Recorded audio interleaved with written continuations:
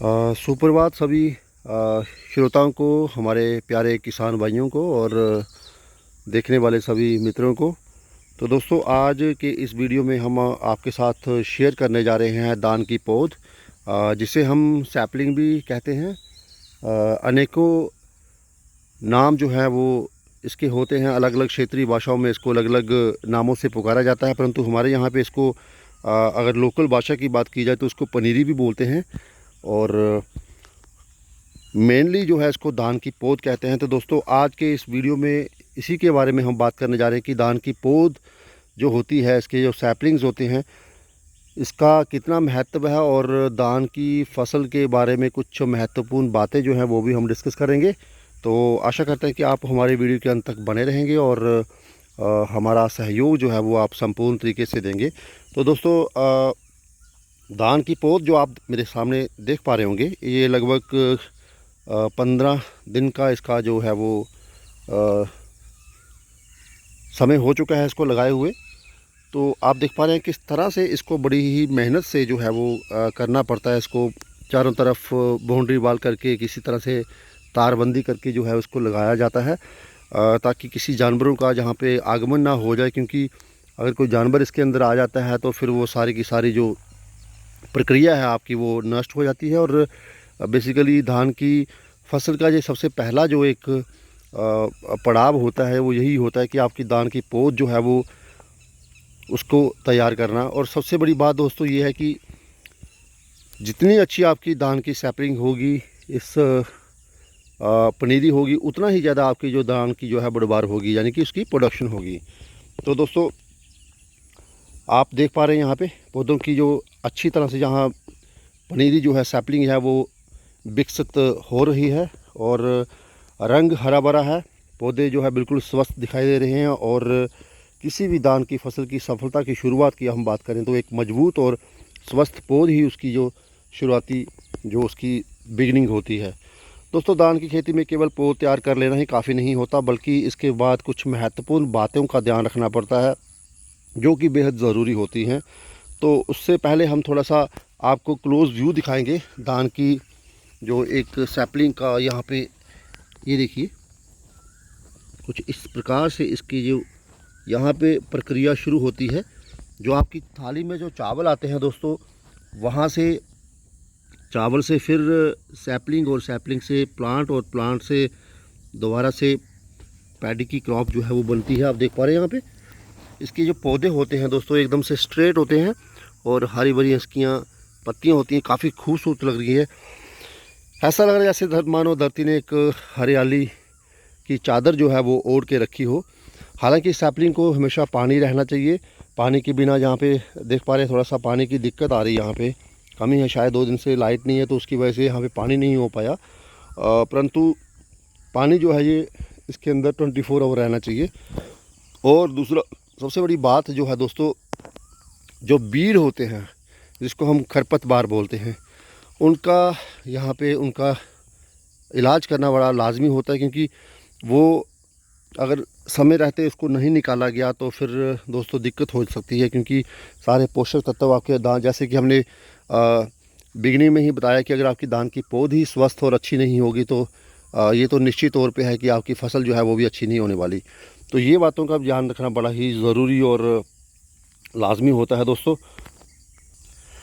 जैसे कि हमने आपको बताया कि दोस्तों धान की पौध की पहचान अगर आपको करवानी, हालांकि यहाँ पे अलग अलग वैरायटीज़ की जो सैपलिंग लगाई हुई है, यहाँ पे आप देख पा रहे हैं इस तरफ जो है वो अलग सैपलिंग है और वहाँ पे अलग है, और 4 यहाँ पे पोर्शंस में डिवाइड करके लगाया हुआ है, ताकि अलग अलग, जैसे यहाँ पे कोई पतला चावल होता है, कोई मोटा चावल होता है, तो उसी के लिए हमने लगाई है। यहाँ पे धान की इसकी पौधों की पहचान दोस्तों, जो जैसे कि हम बता रहे हैं कि पौध का जो रंग होता है काफ़ी गहरा हरा रंग होता है। पत्तियाँ इसकी बिल्कुल एकदम से सीधी आकार की होती हैं और जितनी पत्तियाँ सीधी होंगी मानो उतना आपका पौधा स्वस्थ होगा। तो ऐसी पौध खेत में अगर हम रोपाई के बाद इसका एक फ़ायदा यही होता है कि एकदम से जल्दी ये एस्टेब्लिश हो जाती हैं। आप देख पा रहे हैं इसकी जो रूट्स हैं वो एकदम से स्ट्रेट होती हैं 90 डिग्री एंगल की तरफ।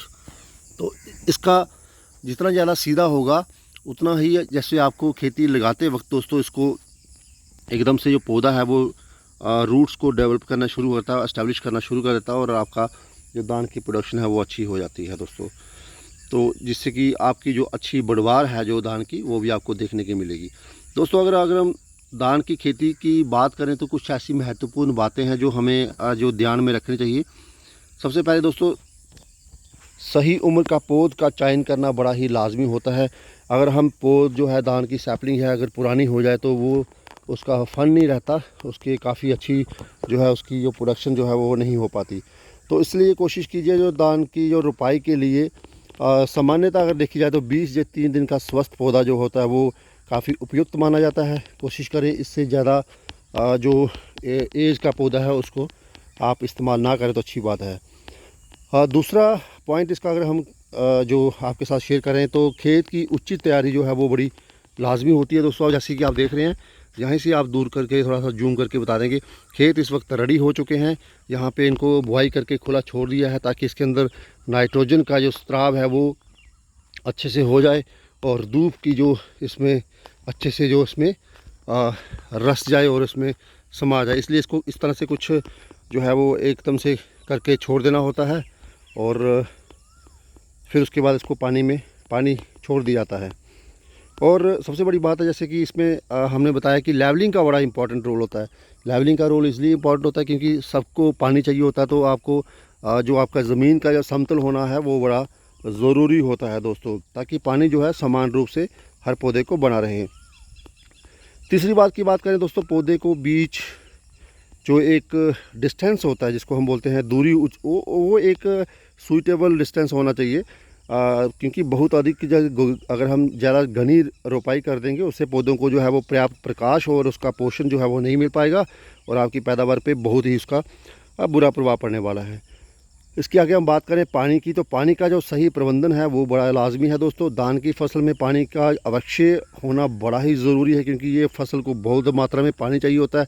लेकिन लगातार गहरा पानी अगर हम भर के रखेंगे तो वो भी एक नुकसान देने के लिए जो है वो काफ़ी गलत प्रभाव डालता है दोस्तों।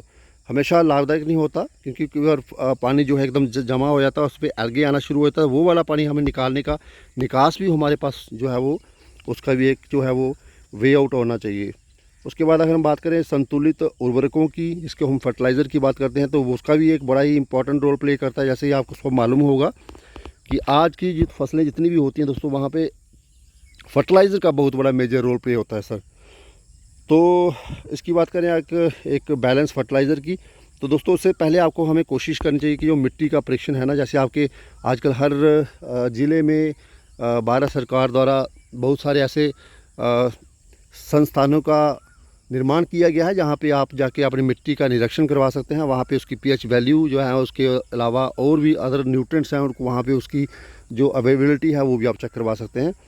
तो वो बड़ा ज़रूरी है। मिट्टी का परीक्षण के आधार पर जो है खाद जो है या फिर जो उर्वरक हैं उनका आप प्रयोग कर सकते हैं। जैविक खाद का प्रयोग जो है मिट्टी की गुणवत्ता को बेहतर बनाता है। जैसे कि हमारा जो है पुरजोर रहता है कोशिश करने की ऑर्गेनिक खेती जो है वो होनी चाहिए, परंतु यहाँ पे कुछ ऐसी चीज़ें होती हैं कि कई बार जो है वो ज़रूरी जैसे पेस्टिसाइड्स करने पड़ते हैं, वरना क्योंकि कीटनाशक ऐसे होते हैं कि वो आपको जो है वो कामयाब होने नहीं देंगे। तो कहीं ना कहीं किसान भाई हमारा जो मजबूर हो जाता है, ना चाहते हुए भी उसको यहाँ पे उसका इस्तेमाल करना पड़ता है। तो अगर लिमिट में किया जाए, थोड़ी मात्रा में किया जाए तो चलो उसका फिर भी एक संतुलन बना रहता है।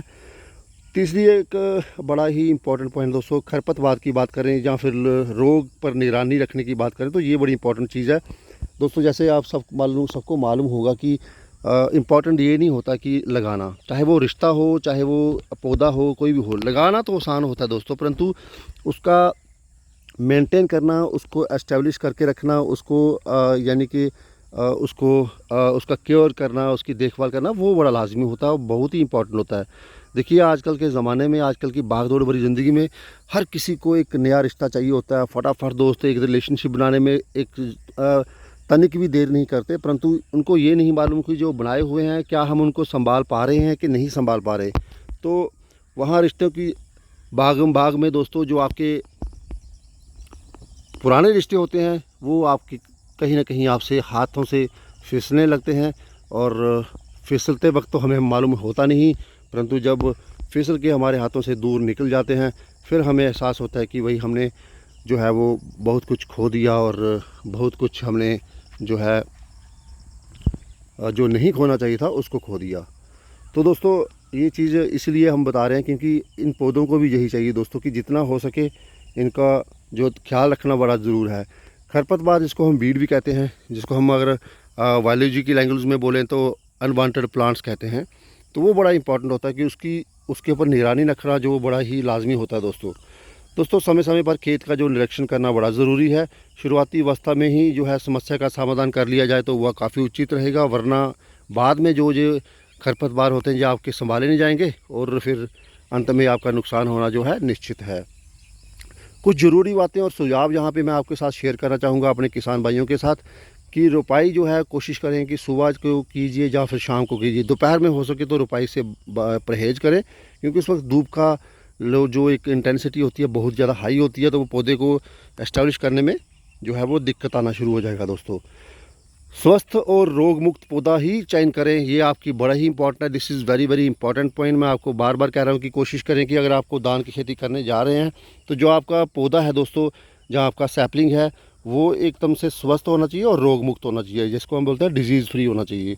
उसके बाद मौसम का अगर बात करें तो दोस्तों कोशिश करें मौसम के जो पूर्वानुमान है उस पर नज़र रखें, क्योंकि आजकल बहुत जो भारत सरकार द्वारा बहुत सी ऐसी एप्लीकेशंस हैं, एक टेक्नोलॉजी भी आई हुई है कि आप मौसम का जो है अनुमान लगा सकते हैं। वहाँ पे आपको अगले 7-8 दिनों का जो है मौसम का वो मिल जाएगा। उसके अलावा खेत में जल की निकासी जो है उसकी उचित व्यवस्था रखें, वो भी बड़ा ज़रूरी होता है। तो ये रही कुछ इंपॉर्टेंट बातें दोस्तों। धान की अच्छी फसल केवल मेहनत से नहीं बल्कि सही समय पर सही निर्णय लेने से भी अच्छी पैदावार जो है वो निकाली जा सकती है। एक स्वस्थ पौधा ही भरपूर उत्पादन की पहली सीढ़ी होता है, तो ये बात आपने हमेशा ध्यान में रखनी है दोस्तों।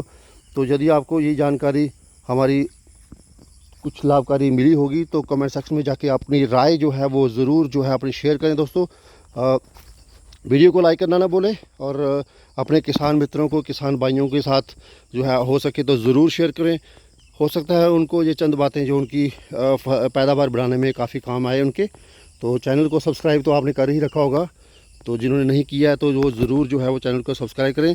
दृश्य काफ़ी खूबसूरत है यहाँ पे, तो हम आशा करते हैं कि आपको हमारा वीडियो पसंद आया होगा। फिर से हाजिर होंगे एक नई वीडियो के साथ, नई पेशकश के साथ, नई कंटेंट के साथ। तब तक के लिए हमें दीजिए इजाज़त। आपका दिन शुभ रहे।